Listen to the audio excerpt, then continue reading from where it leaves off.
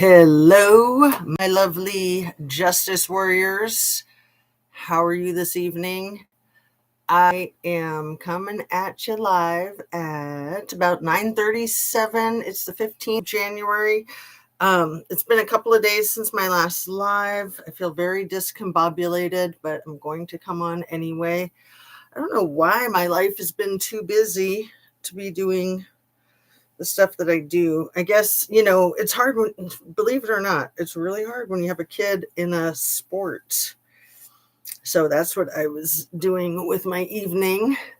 And especially those away games. The away games are the worst. I mean, they take a lot of time, they take a lot of money. But I'm really glad that my girl plays basketball. And of course, I'm not going to miss a game. But then I miss my YouTube. And so let's just get started. I've missed you guys a ton. Let me put it on live chat and go through the routine of make sure you're still subscribed if you are subscribed. And if you're not, please consider doing so. It helps a gal out. Share a video of mine with somebody that you think would like my channel. Turn on your notification bell to ring. Hit your like button, and everything I say is simply my opinion for the sake of hoping to start a conversation, open up a discussion, and learn something, be educational. And all of these videos are made for the tube of you and me, and it's an infotainment platform. So how's my sound? How's my lighting? How's my shirt? Granny Annie, howdy there, lady. How are you? And then I got the wax on my teeth. I thought I wasn't going to be needing it after the last adjustment. How's your evening going, Granny Annie? If you're in Vegas, it's only like 7:39 for you. It's almost 10 here. So, yeah. Went to the girls' basketball game, and then, it was an away game, but then she has to ride home with the school bus. So then after we get home, then I have to go pick her up. So yeah, it just really chops up the time and it sets me back. Anyway, I've been wanting to discuss some of the cases with my people. Granny Annie, have you been keeping up with the dentist? The double homicide in Columbus, Ohio? That's like my backyard. 6:39, leaving at 4 to 5 a.m. for San Felipe, Mexico for a few months. Lovely, my dear. Stay safe, right? Are you familiar with the Tepe case? Spencer Tepe and his beautiful, amazing wife, Monique Tepe, Columbus, Ohio, December 30th. I can't remember if you've been in any of the chats since then. Yes, been watching that crazy vascular surgeon. Yeah, that rat bastard. I mean, I thought it was him right away. And I do want to apologize for any suspicion that I eventually started to form around the brother-in-law and around the business practice owner that was the first one to call 911. I've sort of explained my suspicions, but like I said, I want to apologize because I said if I'm wrong, I'll apologize profusely. And yeah, I've even thought maybe I should edit those videos just out of respect for those people, but I'll see. I'll review them again and see if I should do that. But yeah, the rat bastard, Michael David McKee from Chicago. There's a lot of confusion about the case because a lot of people are just running with a lot of information that is not accurate. Let me try to, I laid out the case as well as I could, and I probably didn't do a very good job in my last video. But, I was so emotional about the case because, like I said, this is my backyard. This is my backyard.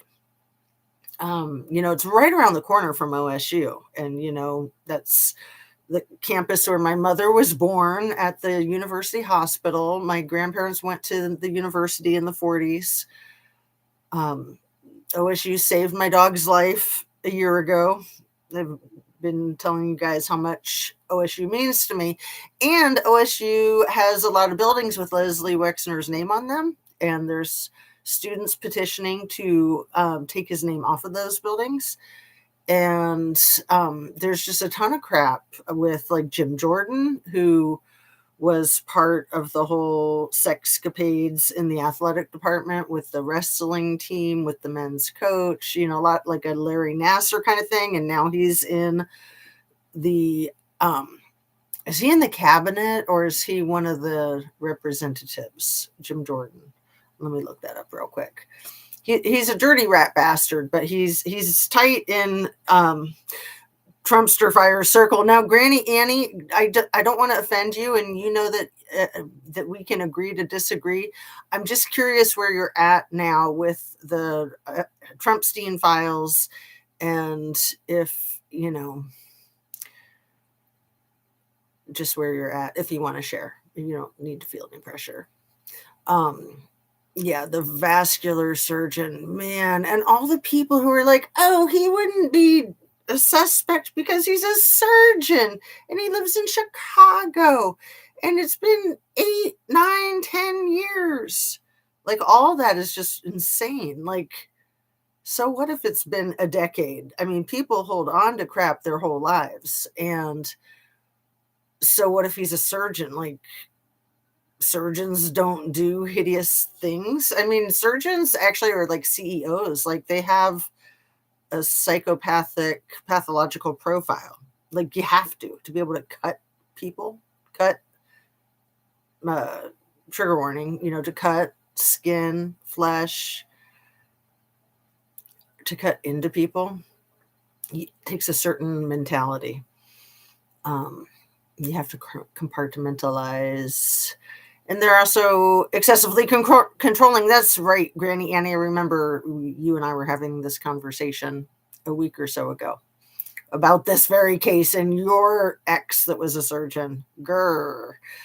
I also thought, nice brother, but we have to look at, right. And that's the thing, is you cannot leave a single stone unturned.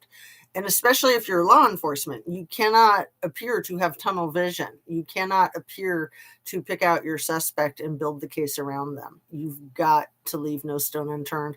Also, things are usually more complicated. And so some people might have assisted him even unwittingly. I kind of think that wedding video being up on YouTube assisted him unwittingly. I think that the Columbus courts might have assisted him a few months ago unwittingly when they accidentally put the wrong case number in and it brought up Mo and Mike's divorce case, and then it got voided out, but it alerted the system that there was activity on the case, and that might have gotten Mike a link that he could have looked up her address or looked up her new last name. It's possible. I hate to say that. I hate to think that the Columbus court system could be at fault. And I'm not trying to point a finger. I'm trying to figure out what the F happened. But as you know, he wasn't arrested at the Chick-fil-A around the corner down the street from where he worked as a surgeon. He was arrested right after he went through the drive-thru. So I'm wondering if they let him eat his food. That would suck. You're starving, you have your food, and they're like, no, buddy, you're not eating nothing. You're in cuffs, you're in shackles, we're taking you in. I would imagine that they let him eat, especially since he's a white guy and a surgeon. I mean, people got to eat.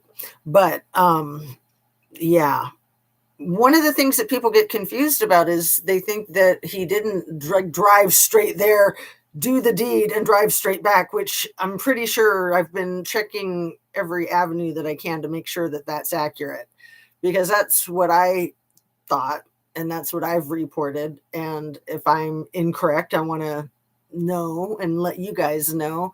But everything I've found, that mother effer got in his car, aimed it towards Chicago, from Chicago, aimed it towards Columbus, Ohio, and then roughly 14 hours later was back in Rockland. And he might not have left from Chicago. I think he left from the hospital, and he went back to the hospital. So he did the whole thing, including the crimes, in like 12 or 14 hours. Wham, bam, thank you, ma'am. And what he did for an alibi, have you heard about this, Granny Annie, is he reserved a cot at the hospital. So he was on call, he was on a shift, and that was his alibi, is I was at work. He left his fucking cell phone on the cot. But they caught the rat bastard. His alibi fell apart instantaneously. But that was his plan. So he was at work, he rented a cot, he put his phone in there with the cot, he got in his car, he drove to Columbus, he took the lives of 2 beautiful people and destroyed the worlds of many, especially those small children. And the little baby girl did turn 5. I think that she was 4 when it happened on December 30th, and I think she's had her 5th birthday since then. So I've heard family members speaking, and they speak of her as being 5 now, whereas they spoke of her as being 4, a couple weeks ago. So I think she had her birthday and her parents weren't there, and she probably wondered why, but she was probably so happy to have balloons and cake that she's oblivious. The kids are oblivious. The little baby boy is almost 18 months old.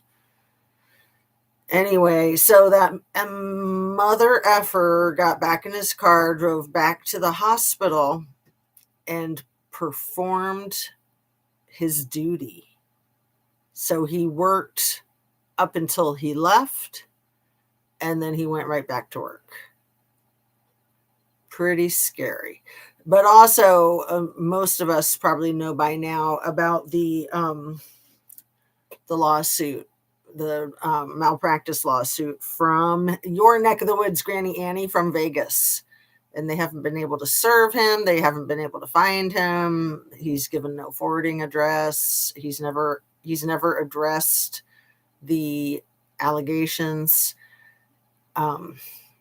He's not acting like a grown-up. I mean, I think he even let his malpractice insurance lapse, which is about the stupidest thing you can do. I really wonder, Granny Annie, and you tell me what you know, and I'm going to read your comments, the rest of them, in just a second. But I really wonder if the man had issues with things like gambling, like pornography, like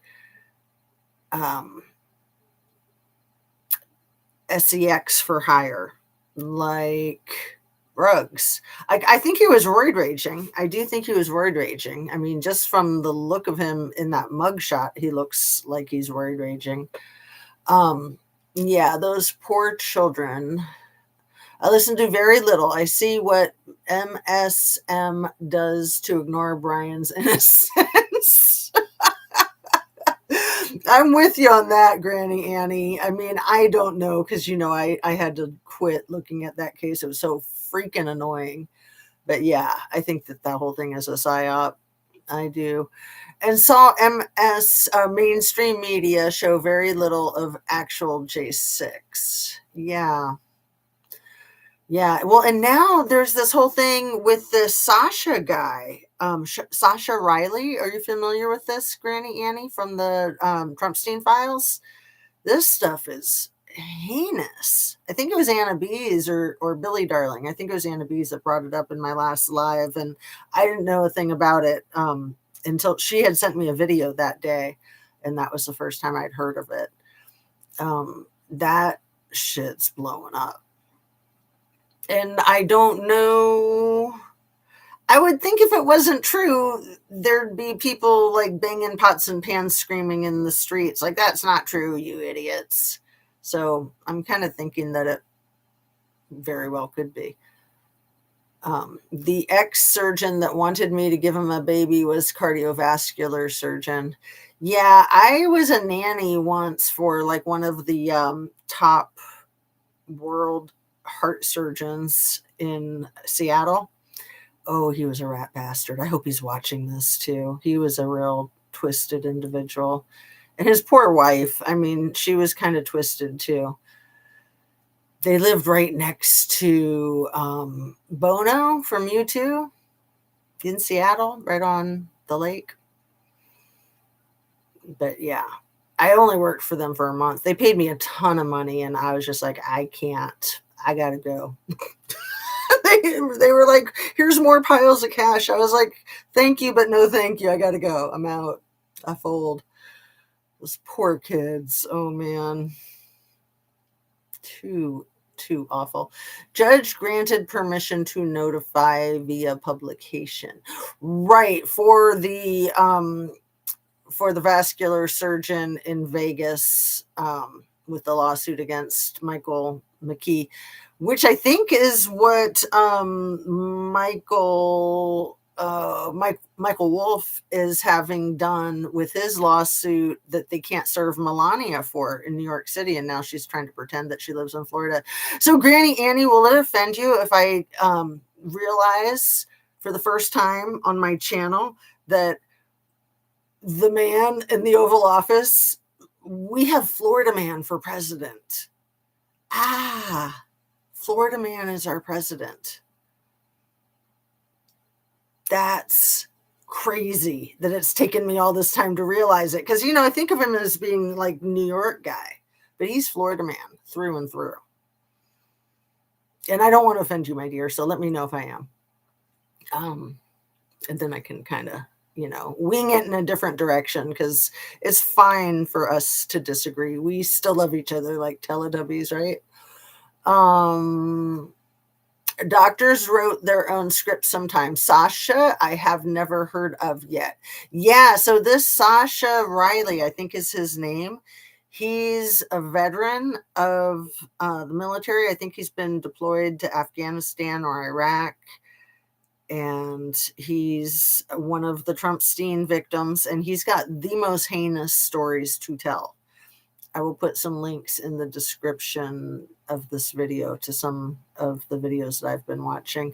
And, I was going to play the video that that Anna Bees had sent me in the last live that I did, like the day before yesterday, and I forgot to do it. So maybe I'll do that now, and that'll be a refresher for me. And then you can become aware the exact same way I became aware, because I had not heard his name until Anna Bees sent me that.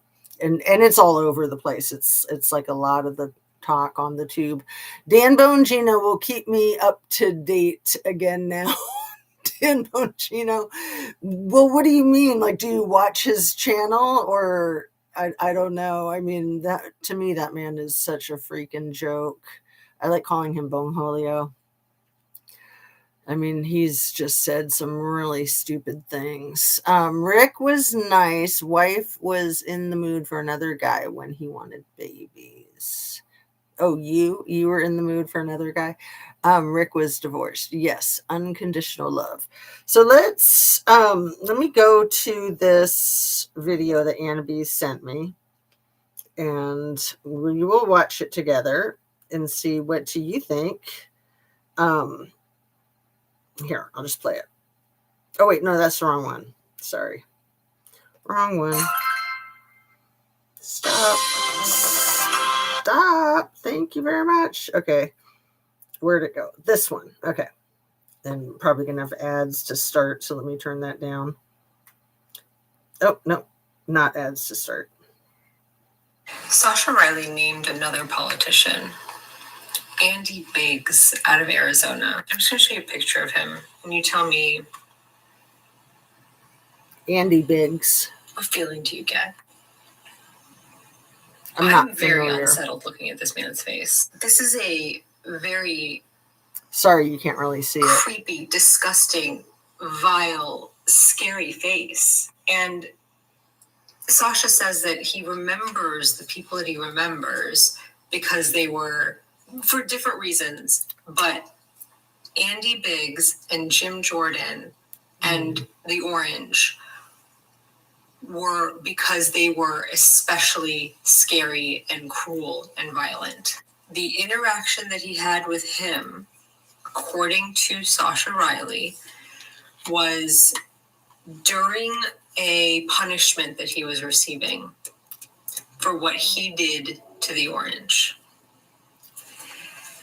And it was 2 days long, and he was taken somewhere where there were multiple stalls, multiple groups of 3 to 4 men beating him up and doing whatever they wanted. I'm going to pause it. So the name of her channel is Sheila Zonor. And I did link it up in the description of my last video. I think it was the day before yesterday. But let's keep playing this. With him, okay?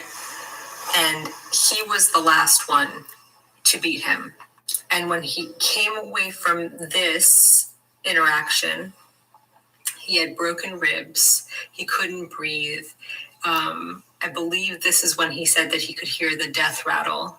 It was clicking when he was trying to breathe.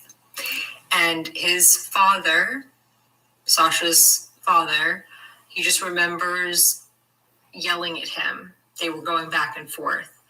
And he just remembers that this guy said, "What? You said I could do whatever I wanted to him." And the father said, "I didn't say you could kill him." This happened in 84 or 85, something like that, allegedly. So it's a long time ago, 84, 85. That's like 40 years ago. And Sasha was 9 at the time, or he was 9 when the abuse started. I think he was abused from the time he was 9 until 12, or 9 until 14. I think 12. But it was his father who sold him out, basically.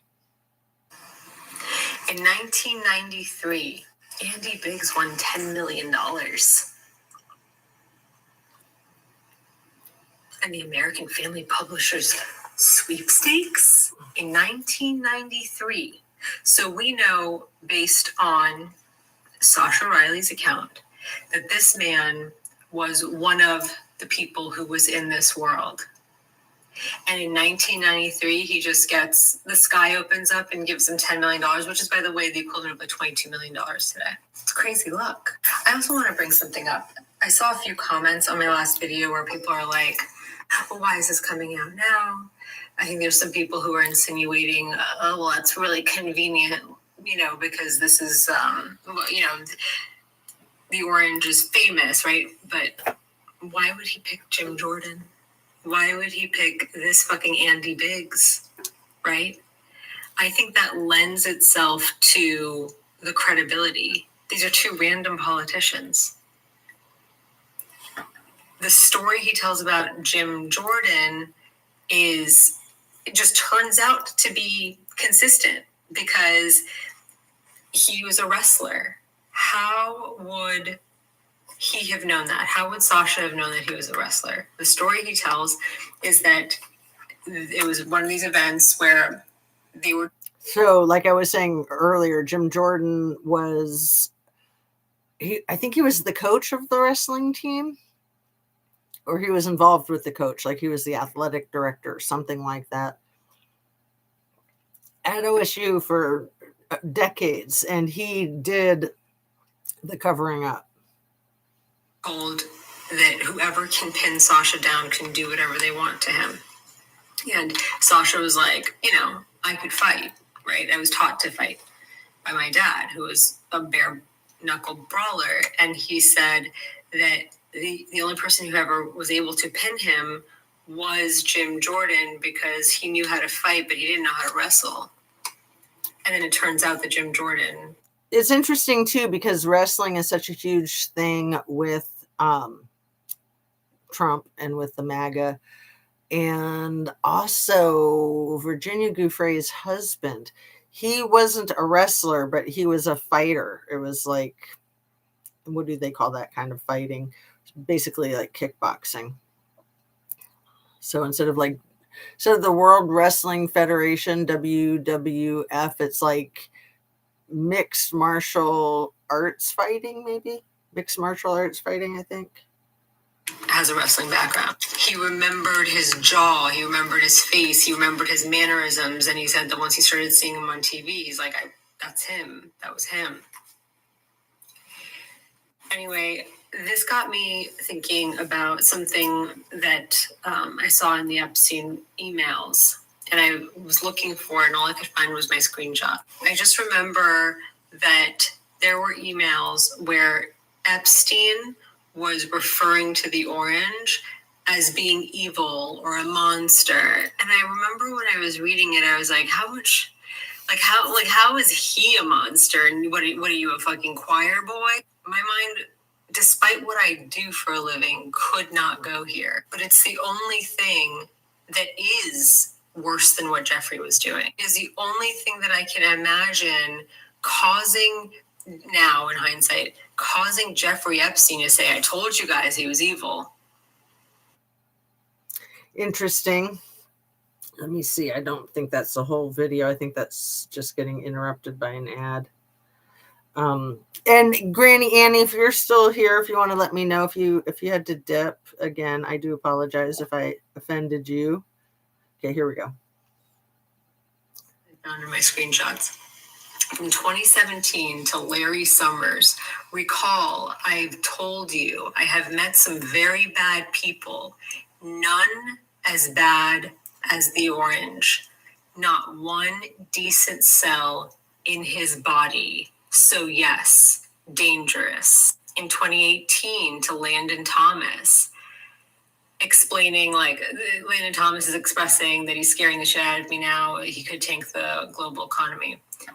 He says, he feels alone and is nuts. I told everyone from day one, evil beyond belief, mad, and most thought I was speaking metaphorically. In an email to Kathy Rumler, who, by the way, used to work for Barack Obama, you see, I know how dirty Donald is. My guess is that non-lawyers, New York business people have no idea what it means to have your fixer flip.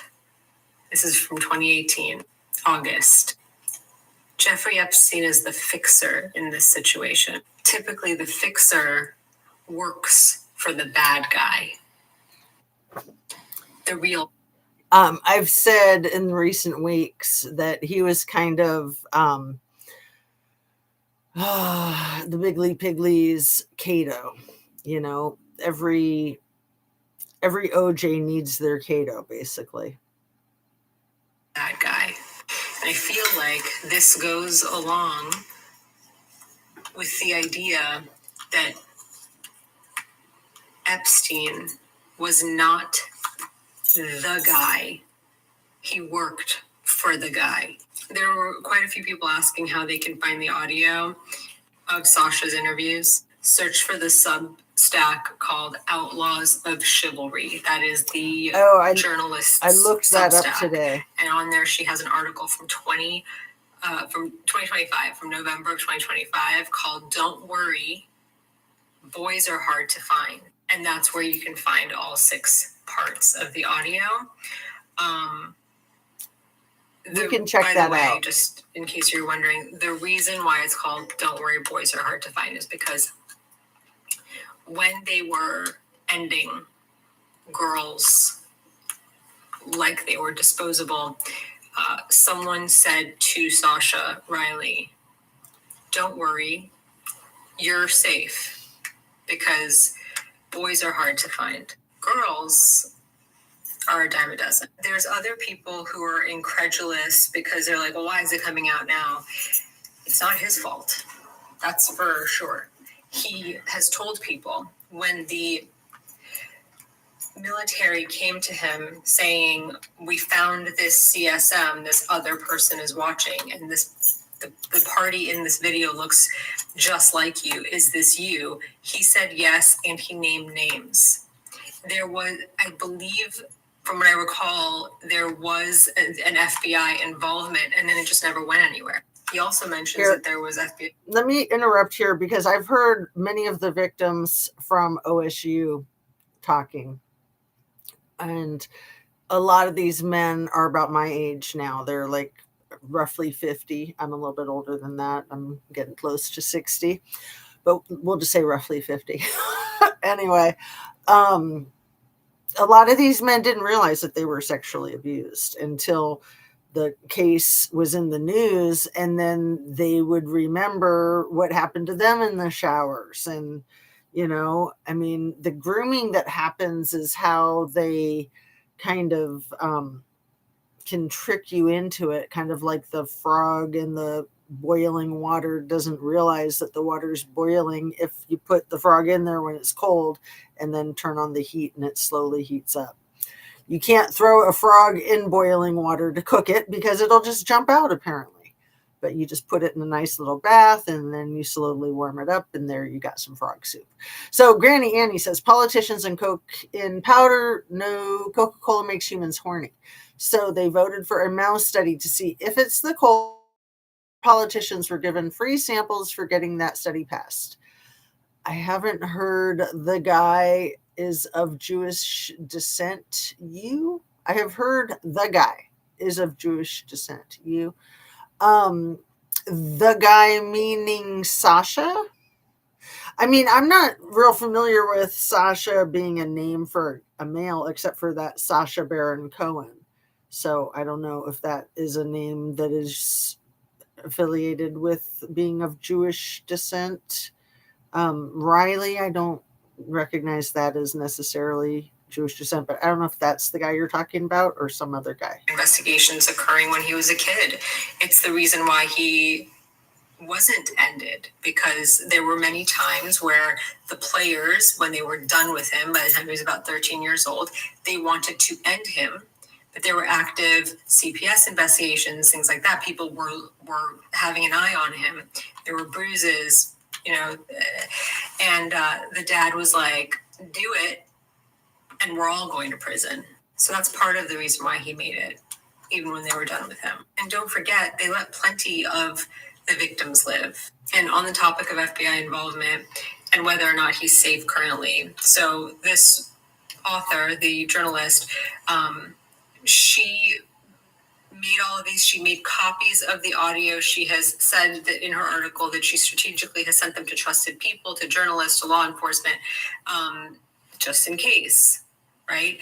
And I guess it got to the FBI because when Sasha was contacted by the FBI, it felt suspicious to her, and she got him out of the country. She published this on her Substack in November of 2025. There were rumblings about this coming out in July, which I believe coincides with that meeting in Alaska that resulted in the lipless one exiting the... This is really interesting. The lipless one, she's talking about Caroline with a K. This is really interesting. Meeting with an ashen look on her face. The world leader that they were meeting with is also mentioned in the tapes. When people ask, what must that world leader have against ours, could be so bad, I think it all starts to make sense. But listen to the audio yourself. People are finding it so unbelievable. But listen yourself, and you tell me how not credible he sounds. If you have sensitive, watery eyes like me, you have to try this eyeliner. Turn that down and skip. Okay, that's over. Yeah, interesting, huh? So it's my opinion that all of the Trumpstein files are held by Daddy Vladdy, that he has all of them and maybe more. And that when that moment that she's referring to, when Caroline with a K came out of the meeting with Bigly Piggly and Daddy Vladdy, that she looked ashen. Maybe there were some videos being shown of some torture of underage SA victims. I don't know. It's entirely possible. It kind of sounds like it. But yeah, it's horrible stuff. It's horrible stuff. So let's talk a little bit more about the other horrible stuff with the dentist, Spence Tepe, and his awesome wife, Monique Tepe. I think I already said they where they lived in downtown Columbus was like literally around the corner from OSU. So they both went to OSU. I think, Mo was from Columbus. I think she was 39 right now when she passed away. So let's just say 40. So that would mean that she was born in about 86, right? So that would mean about 96 she would have been 10, 2006 she would have been 20. So she probably graduated high school around 2004. And same with McKee, the surgeon. He was the same age. He is the same age. He's 39. So going back to about 2006, I think that's around the time that they met. They might have met as late as 2009. So they might have been like 23, but I think they were like 21 when they got together. I think they were together for 5 or 6 years before they got married. So a lot of people are like, oh, but it was such a short marriage and it was so long ago. And it's like, yeah, but they were together, I'm pretty sure, for about 6 years before the wedding. Then they get married and then it goes toe up in just a few months. And then it takes a couple of years to resolve the marriage, make it go bye-bye. And then they think that brings you into about, I think 2015 was when they got married. 2017 was when the divorce was final. And Mo might have actually met Spence. I heard one of her friends say like 2018 or 2019, but that didn't seem right to me. Maybe they got their years confused, because I'm pretty sure they didn't meet that long before they got married. I'm pretty sure.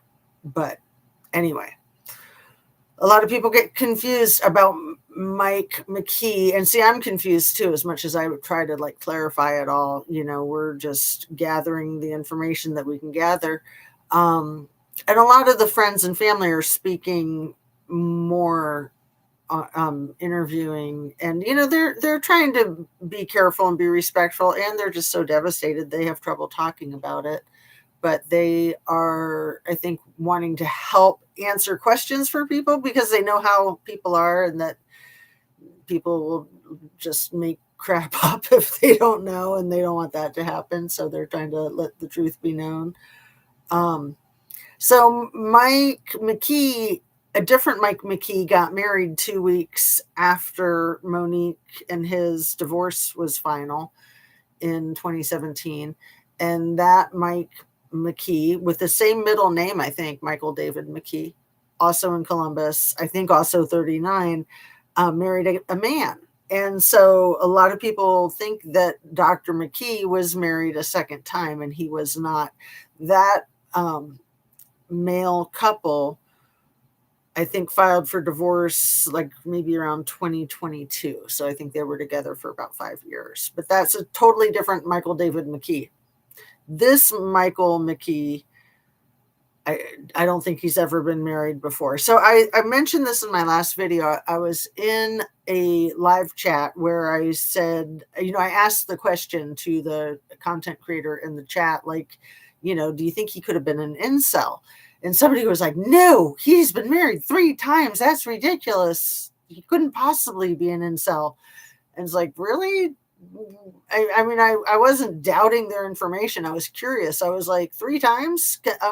I would love to know where you found that, because I want to know. I mean, maybe he has been. It's not like I know the man or anything about him. But I don't know who they were, what they were on. And maybe they thought that other Michael McKee that married the dude, that dude's name was a name that could easily be female. And I don't think I have it handy, but because I just switched notebooks. Oh, there's my other notebook. Hold on.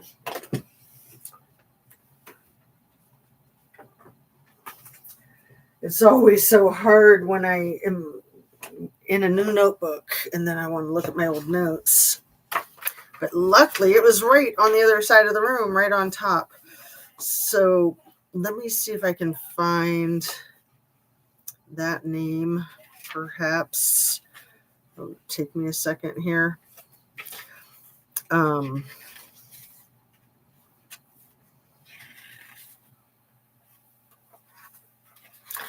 That other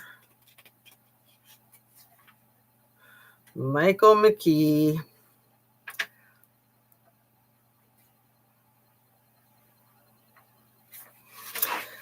And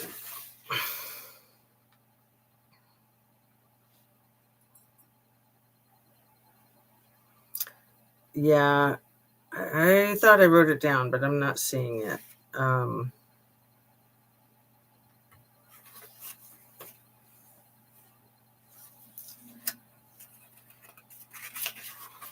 One more page here.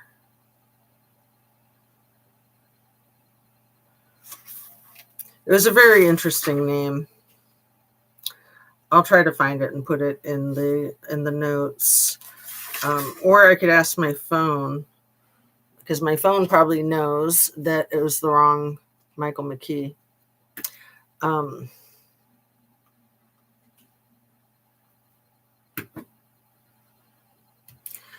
Michael McKee's marriage.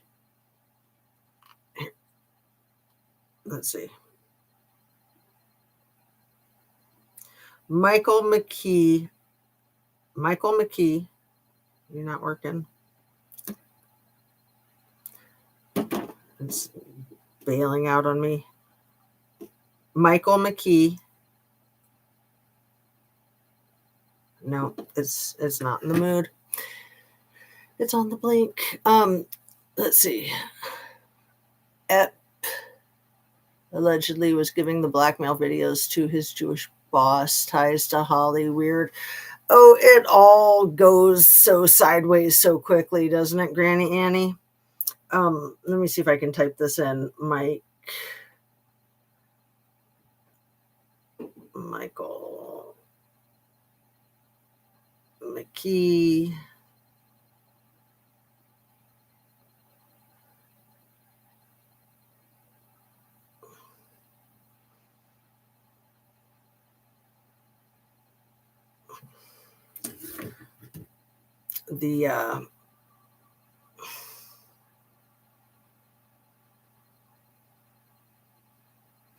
See, there's another Michael McKee physician in the area too. Anyway, this Michael McKee, puppy dog.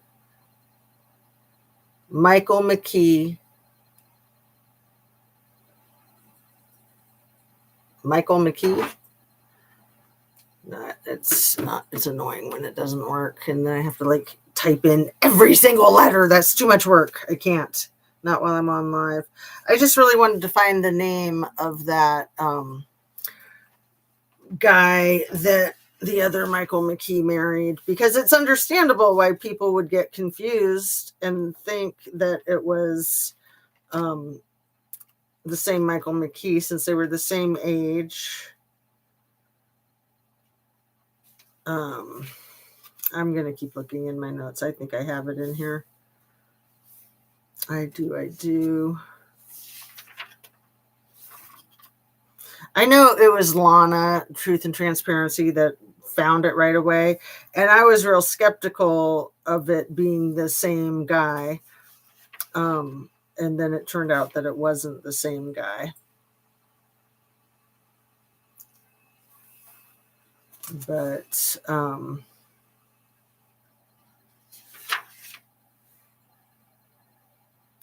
yeah. Anyway, if my dumb phone would work.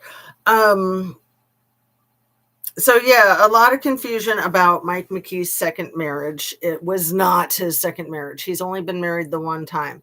And I looked up the definition of incel, and it is possible to have been married and to be an incel.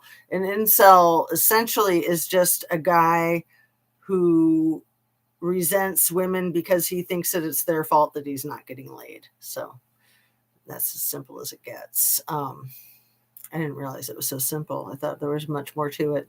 I thought they had to be virgins or something too, but that's not the case. They could have been married before. They could have been getting all kinds of action, and then the action dries up and they become an incel, and it's nobody's, it's not their fault. It's everybody else's fault, right? So yeah, I wonder if he had any other relationships since Monique. It doesn't seem like he has the social skills. I did see that he has a profile on a dating site. I saw that on the Fugitives channel. He just dropped a video today about that. I'll put a link in the description to that video. So Mike McKee did have a profile on a dating app, and he put good pictures up, and he's a surgeon, and he says he likes things like hot yoga and football and skiing and art. So maybe he got some dates. I don't know. Incels maybe can't perform. Well, I mean, this guy so twisted up.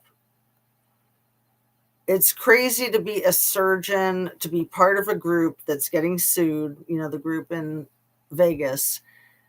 And it sounded like that group, the surgery that they did, it was like 7 of them that were involved, that were all named in the malpractice suit, and that it was a contract with the jails, that it was a prisoner that they did the surgery on, and that Dr. McKee's job was to train the maybe a nurse practitioner to do the surgery, and the nurse practitioner did it wrong. But I think he had like a catheter broken off in his leg or something. It was bad. And so the lawsuit was from the surgery was from 2023, but the lawsuit was from 2024. And here we are in 2026, and he still hadn't been served. And so when he left Vegas, he gave no forwarding address to the practice that he was with. And everybody in the practice used the same attorney except him. He used no attorney, and he made no response to the lawsuit. He just got the H out of Dodge. And yeah. So, just not really good at the adulting thing, right? And like I said, might have let his malpractice insurance lapse, which is like the craziest thing I've ever heard of. Like, if there's one thing you don't do as a professional, it's let your malpractice insurance lapse. I mean, my malpractice insurance is very inexpensive. It's like $150 a year. I'm sure surgeons, it's not that cheap, but I can't imagine that if it's that cheap for a psychotherapist, I can't imagine that it would be too terrible for a surgeon. But I don't know, maybe Annie. But yeah, I think that the fact that he didn't harm the kids is phenomenal, that he didn't harm them physically. I don't think it shows that he has any compassion, because if he had compassion, he wouldn't have done what he did. I think that was just because apparently he was working at a children's hospital, the job in Rockland, Illinois, that was 85 miles away from where he lived. So it almost just seems like a knee-jerk reaction to not harm the kids, as a physician, you have to take the Hippocratical oath that thou shalt do no harm, right? And yeah, so let's talk about the guns. Annie, they found the weapon, allegedly. They found several weapons,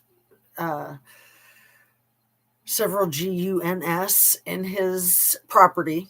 They did a presser yesterday. The Columbus police chief did, and first she said that they found the weapons in his home, and then she corrected herself and said we found them in his property. So maybe the car, maybe a storage unit.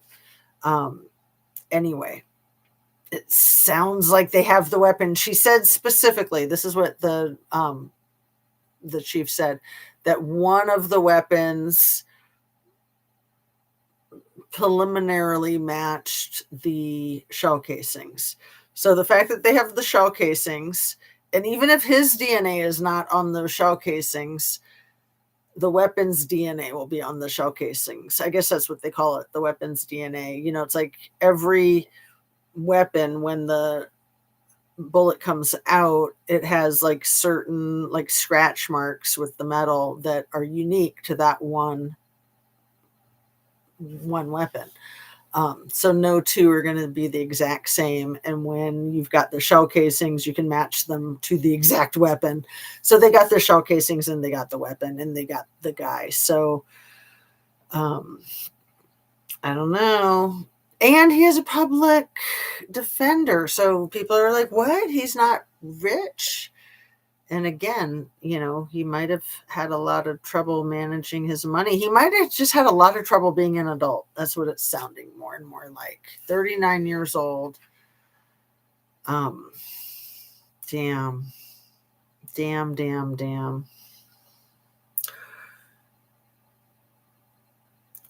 I wanted to mention about the Trumpstein files that Lev Remembers, I think, is one of the best channels to watch if you're trying to keep yourself up to date and have your thumb on the pulse of what's going on with that case.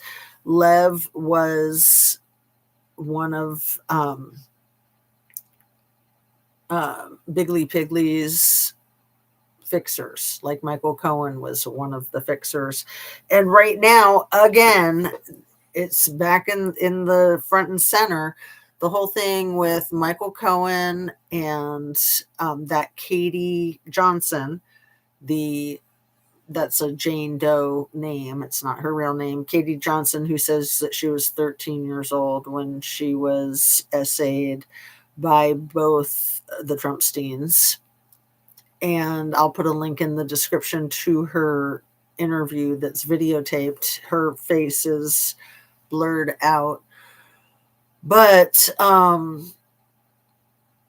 in an interview with Tara Palmieri this last summer, I think it was, Michael Cohen denied Katie Johnson being real and said that that was just a bunch of hooey. And it was a really weird interview. And I remember I was watching it live when it happened, and it was just mind-boggling. And I was like, man, Michael's a freaking liar. Surprise, surprise.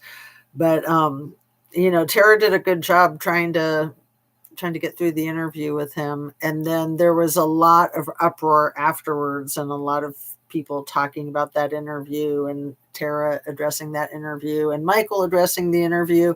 Just a lot of strife. You know, he's still trying to stick to his guns, but throughout the interview, his story was falling apart and he was answering questions that indicated that he knew stuff that he said wasn't real. So he was really tripping himself up. And I guess now he's like gone dark for a few days. So Lev and Tara, oh, and I didn't write down her name, damn it. She was on one of Lev's most recent videos, and I meant to write her name down to share it with you. She's been doing some of the best digging with this case. With the Trumpstein files. And she's just a regular person doing this. Let's see, Lev Remembers. It was just one of his most recent videos that she was on the panel. He's been making a lot of videos lately. Okay, is that it? That was with Tara Palmieri. So then you've got Zev, Lev and Zev and Tara. And then Okay, that's not the lives. Where's the lives?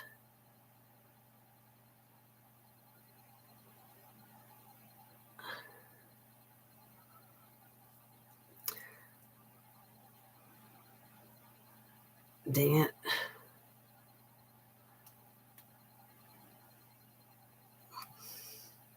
I'm just trying to find the name of the person who's digging up all this stuff so I can give her credit. I know I'm being a little loopy and I apologize for that.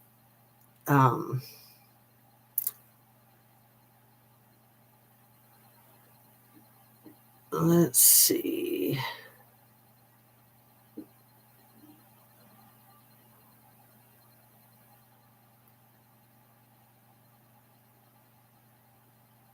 It's not, her name's not in that one. Again, I will just have to put it in my description. But this interview that Lev did, oh, she's right here. This is her. But I want her name. Are they going to say her name?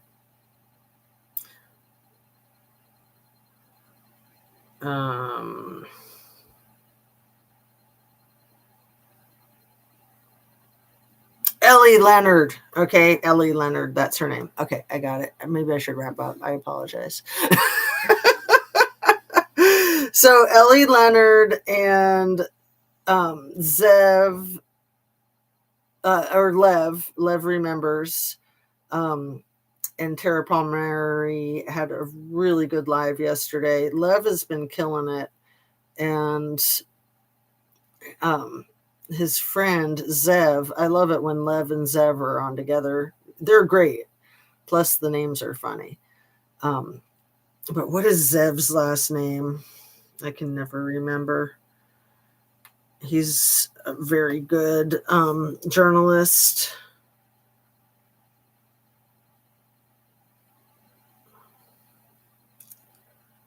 And I know that I am subbed to Zev as well. But how come? Oh, I'm sorry. My brain is just totally melting. I'm totally needing to wrap this up, huh? Lev and Zev. Zev, what is your last name? There you are.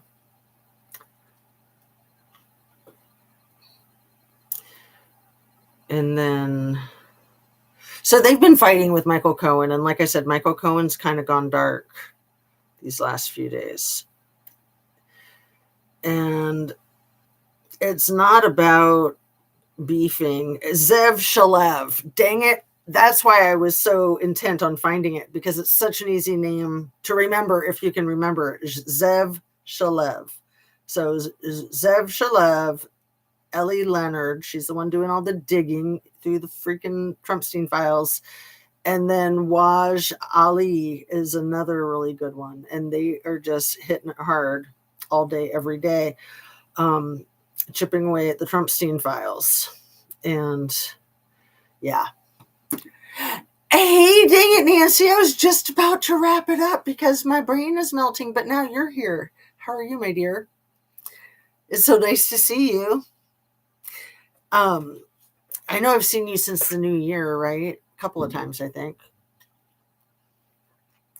I heard somebody talking about Biggly Piggly today and saying that he's got the attention span of a goldfish with a head injury. That's me sometimes, huh? Thought that was cute. So yeah, like I said, I was about to wrap up. The brain is totally melting. I'm just like spinning in circles. It's been lovely having Granny Annie to discuss this crap with. The horrible case with the dentist and his wife in Columbus, which I keep saying it's like my backyard.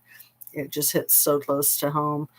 And then Trumpstein files, and then you got the nightmare in Minneapolis that just keeps blowing up. And then you've got Greenland and Denmark and Venezuela. And it's just like, it's all distractions from the Trumpstein files, man.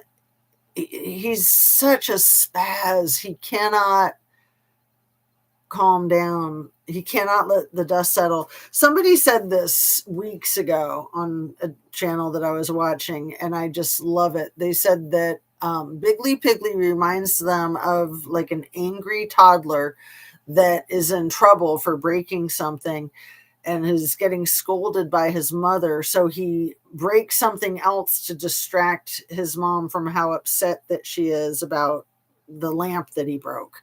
So it's like the special lamp from the grandma. He's in trouble for that. So then he breaks a vase over here to try to distract her from the lamp. And then he's in trouble for the broken vase. And then he goes and breaks a window to distract from the vase. You know, that he's doing it on purpose because he's just a stupid kid and he thinks that that's going to be helpful. And I feel like that's who lives in the White House and is running the country into the effing ground.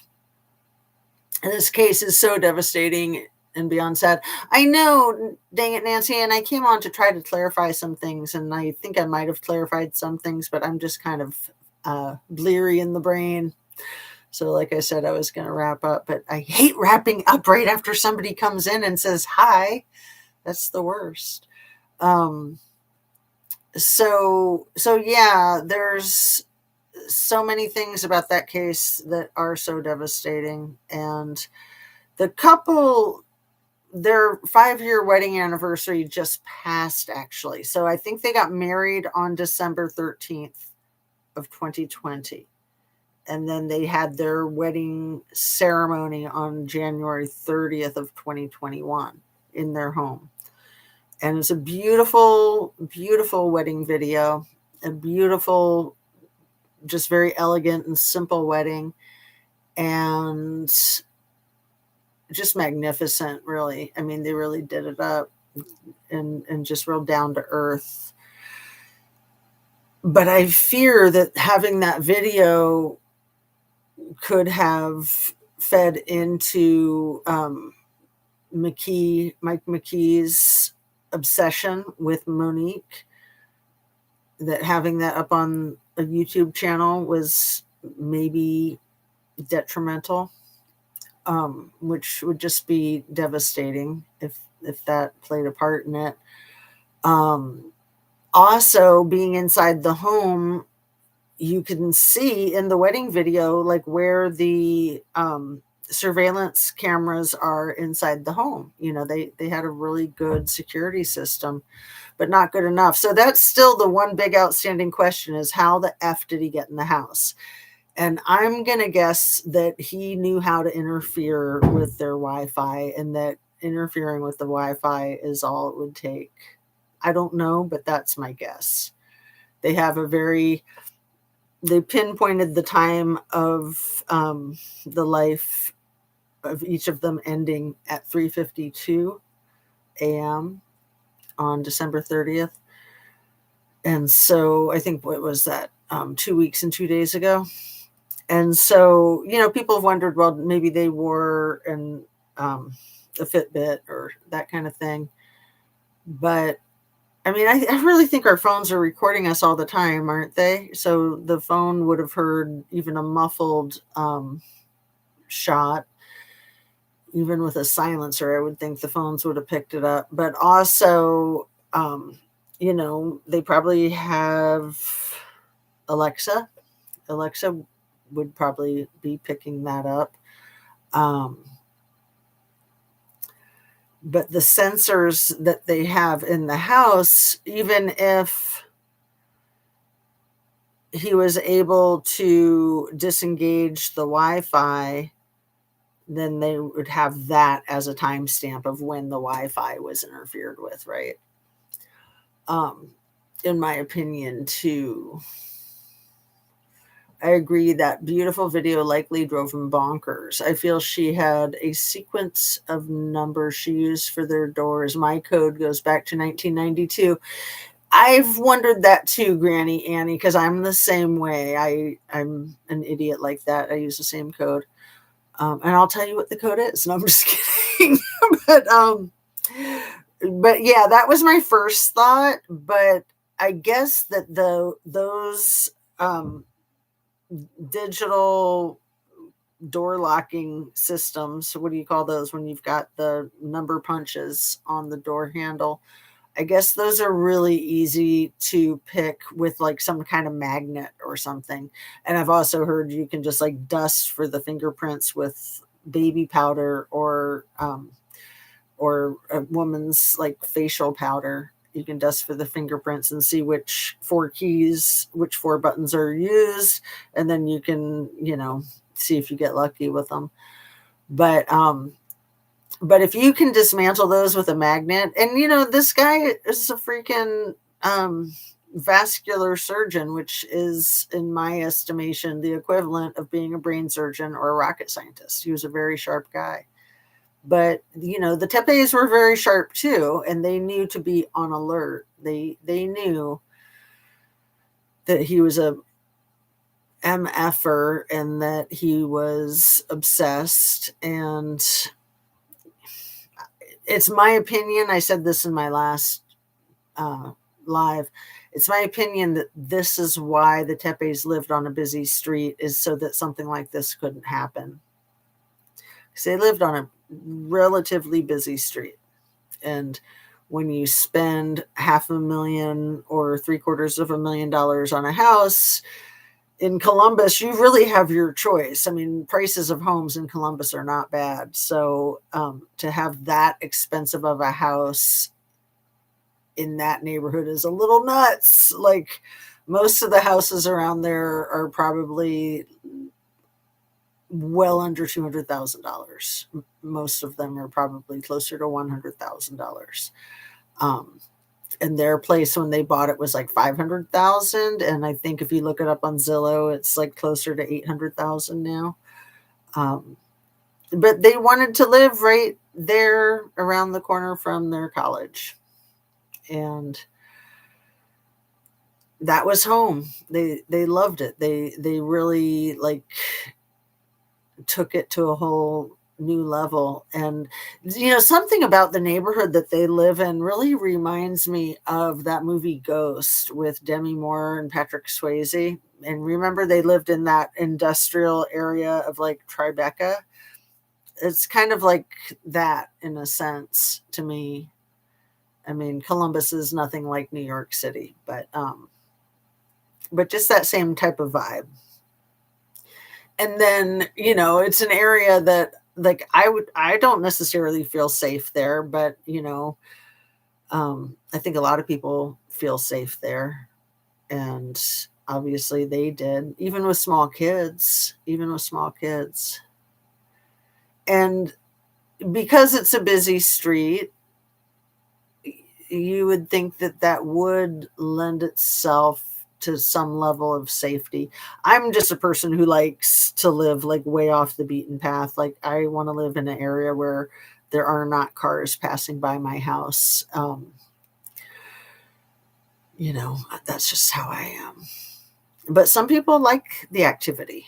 Obviously, they liked the activity because they could have had whatever house they wanted. And that was not only where they wanted to live, it was where they wanted to have their wedding. And sadly, it's where they had their lives taken from them. It's hideous, absolutely hideous. I have all those Spencers too. Heard they had Simply Safe, easy to pick. Keypad lock entry. Keypad, thank you. That's the term my brain couldn't conjure up. I have one for my condo in Cabo. And did you see the live stream cameras? You can actually zoom in on a phone. Crazy. Are you talking about there at their house? Are you talking about at the Tepe's house? Dang it, Nancy. Because early in the case, the local police said that they thought that there was a possibility that they had the entire event on camera. Is that what you're talking about? If I had babies, I wouldn't want too close to a bar scene. So sad. Well, they weren't real close to a bar scene. I mean, there's a like a little cute little restaurant bar just a couple doors down from them. Um, and they weren't far from the bar scene, but they weren't like in it. They definitely weren't in it. I mean, it's all homes and apartments, a lot of apartments, and a lot of rundown places like the one that they went to accidentally. Um, what was that? 1417 Summit, I think, was where the cops were dispatched to. Kind of a relatively rundown looking white siding home that, you're like, how did he get that number and that street out of 1411 North 4th Street? But they run parallel to each other. And I'm thinking that the houses are in the same places on, I think Summit is like 2 blocks over. And I'm thinking that 1411 and 1417, that maybe he was looking at a map in his car or before he left the office. And that visual on the map was what tripped him up, because, like, why would you get the numbers wrong and the street wrong? That's just weird. But yeah. And yeah, the thing about OSU is a lot of people feel very comfortable there, even, with all the frat parties and all of that going on. Like, that's just home. So it's different to me. I mean, I'm not I'm more of like a country pumpkin than a city mouse. But I admire people that dig it for sure. And especially Columbus. I mean, Columbus is just such a personable city. It's a very like low key city. Like, it's not fancy. I mean, sure, there's stuff there that is fancy, but it's just really laid back, and it's very accepting. I mean, there's a lot of nice things there, nice restaurants, nice museums, but I don't know, people just aren't full of themselves, generally speaking, in Columbus, because they're like, hey, we're in the middle of the Midwest, so it's very humbling. Street camera where you can watch live. Think they had indoor camera 352 time. Oh, really? A street camera where you can watch live? Just like in the that's crazy. Just like the grub truck in the Idaho 4 case. That's creepy. Like, where would you go to watch it live? Like, I know the Grubhub, anybody could like log on and watch live anywhere. So really bad for stalkers. Really, really freaking bad for stalkers. I had not heard that. Dang it, Nancy. Do you know where you got that information from? I want to check more into that. But because the police had said that early on, I'm thinking that there's something to that. The police have been really tight-lipped. So even when they did their first presser yesterday, and it was supposed to be like a public press conference, it was not public. I mean, it was on Zoom, but it was kind of private. So, and it was the first one, and it was 2 weeks in. I think it was yesterday, wasn't it? It could have been the day before yesterday, but I think it was yesterday. Yes, across the street. It was on Lana's last live. Yeah, Lana has been all over this case like white on rice. And I admire her for that. I really admire her for that. She's been on it. I don't think she lives very far away, and she was out there doing a lot. It's a street that I drive by or drive on relatively, not frequently, but kind of. And it's just, it's really different. I drove by it the other day thinking that I'd already passed their house.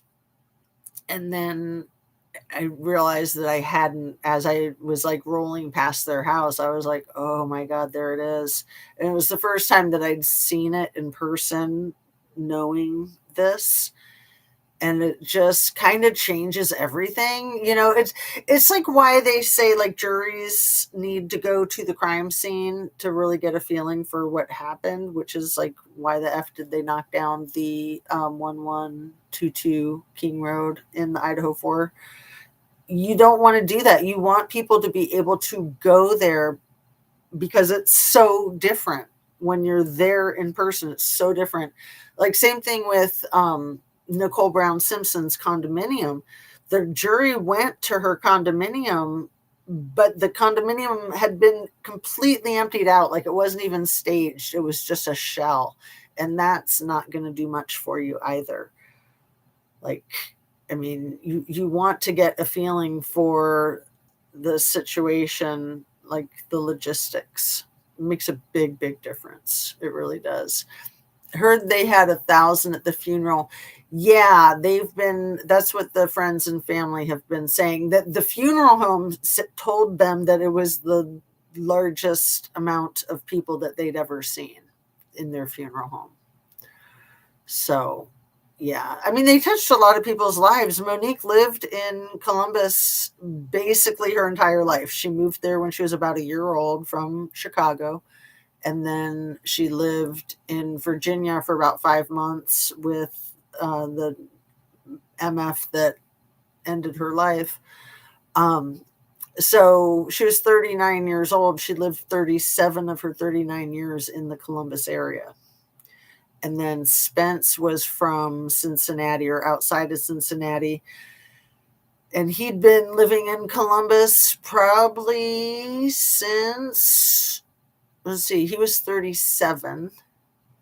So probably from about the time that he was 18, 19, when he would have gone off to OSU, because he did his whole like undergrad and all of his dentistry.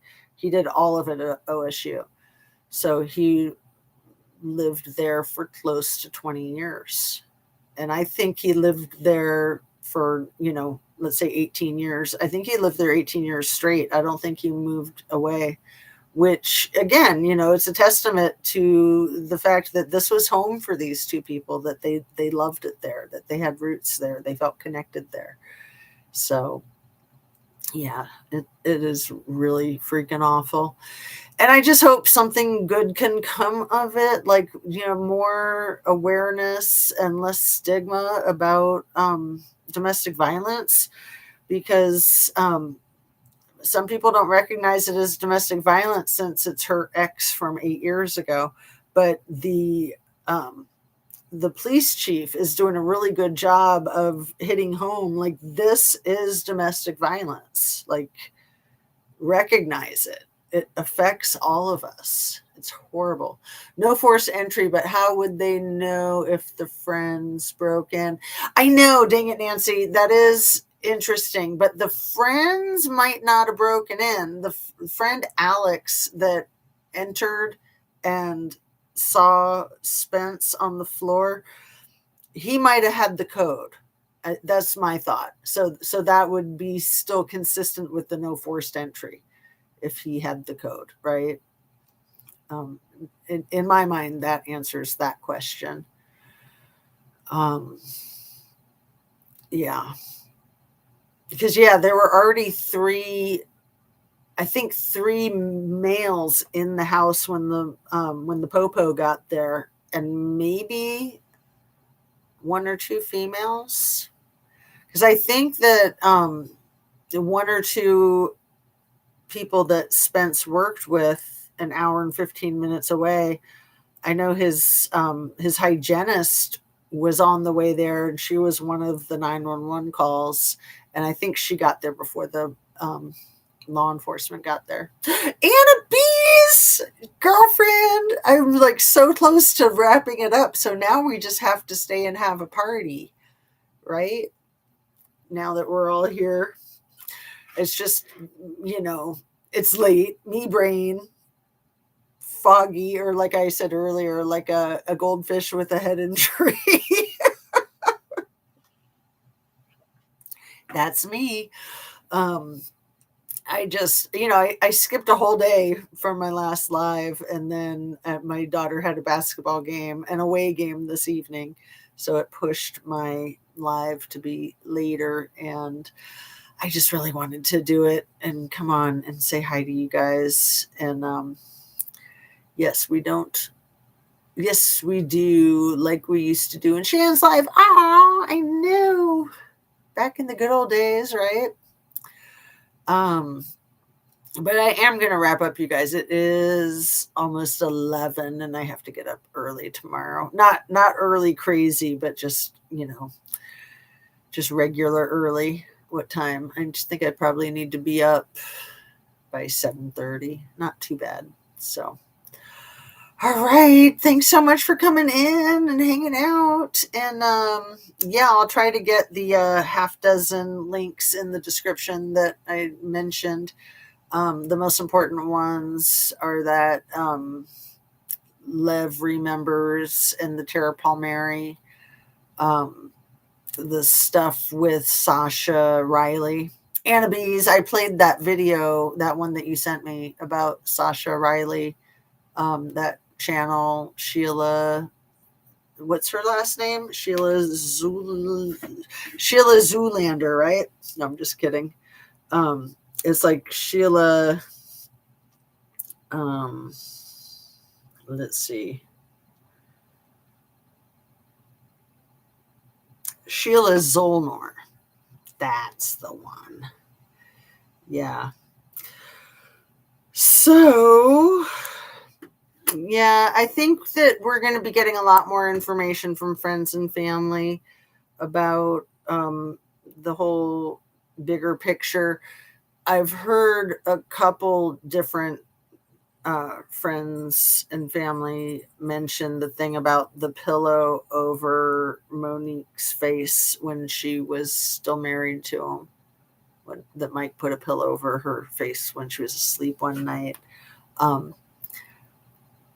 I don't think that it was like a marriage with physical abuse, like, like wife beating type of crap. I think that he was extremely controlling and a real jackass and miserable, horrible, and mean to the animals. I think mean to other people. Like, she just didn't like him when they were married and living in Virginia. She just saw what a horrible person he was. And then there was the situation, and I don't want to say that happened, the thing about the pillow over her face, but there's been a person who claims that they're a close friend that mentioned it, and then a person who claims that they're like a cousin that mentioned it. But that doesn't mean that it's true. And I think that it's almost immaterial whether that's true or not. I mean, it's a big deal, but what's more of a big deal is what happened there at the end. I mean, it's just unreal. So Anna Bees, I'm pretty sure everything that I've gathered, he drove straight there from work, left his phone on a cot that he rented at work so he could say, well, I'm on call and I'm sleeping on this cot. See, my phone is right here. Hopped in his car with his own plates, his own car, drove to their house, did the deeds, jumped back in his car, drove straight back to the hospital in Rockland, Illinois, and continued being on call and on duty. And that was his alibi. It's like, oh no, I was at work. See, you can check my cell phone and everything. You can talk to the people that I work with. Yep, I was here. I was at work. That's how he did it. And that's crazy. I mean, a lot of people have speculated that there's been like neighbors saying that they saw him hanging out around the neighborhood. I think that's pooey. That stuff like that just gets stirred up on the internet. We got to be careful. And even like, I don't know. I mean, it's like we're all really curious. We all want answers, and I think that it's kind of slow in the making. But I think the floodgates are starting to open up now that he's arrested. Now that they did the presser, I think more friends and family are speaking more freely, and I think it's important to not have the shame and the stigma around the domestic violence. I think it's really important for people to speak about it freely and openly so that we can all do something about it, right? I kid you not. I am just like ready to jump in and do everything I can to fight domestic violence. Seriously. I mean, the whole thing with Gabby Petito, and this is like Gabby Petito cubed, basically. I will have to listen on replay. Well, and I'll apologize right now for how loopy I've been this entire video. I think I don't know. A lot of times I think I'm being all loopy, and then I watch it and I'm like, "What? I'm fine. What was my problem? Why did I think I was being so loopy?" But this one, I'm pretty sure I've been super loopy the whole time. But thank you for accepting me, warts and all. Right. Adios, Granny Annie. Good night, everyone. Sleep well. Do you think it's real? That's so crazy and premeditated. Do I think that the case is real? I absolutely think it's real. I don't know if that's what you're talking about or something else, Annabise. Yeah. Like, I think it was like the day before he got arrested that I was starting to like think that the whole thing was getting kind of fishy. Like, it just seemed kind of wonky. And then when they arrested him, then it kind of like set in. Oh, Sasha Riley. Yeah, I think it is. I addressed that like 20 or 30 minutes ago, that I think if it wasn't real, that all kinds of people like Caroline with a K and Blondie Bondi and CASHAPP Patel and all those MFs, I think that they'd be coming out into the streets hooting and hollering saying, that's not true, that's all made up. And because nobody is doing that, nobody is saying that it's not true, it makes me think that it is. And I mean, nobody wants to tell these types of tales. Nobody wants to hear about these types of tales. I mean, do you? I want to just stick my fingers in my ears and do the bum bum bum bum bum bum bum bum bum. Like, I don't want to hear it. It's hideous. It's heinous. But if it's true, then we need to hear it. We need to address it. If it's true and that's who we have running the country, and I think that that is exactly precisely the case and the problem, then yeah, we do need to talk about it. Okay, so they are called flock cameras when you can stalk and zoom in. There was one across the street from their house. Sasha Riley flock cameras. They had one across the street where you can watch live and actually zoom in and see someone's phone. He is so evil. So when you say he is so evil, Annabise, I assume you're talking about Bigley Pigley, but you could also be talking about the Michael McKee.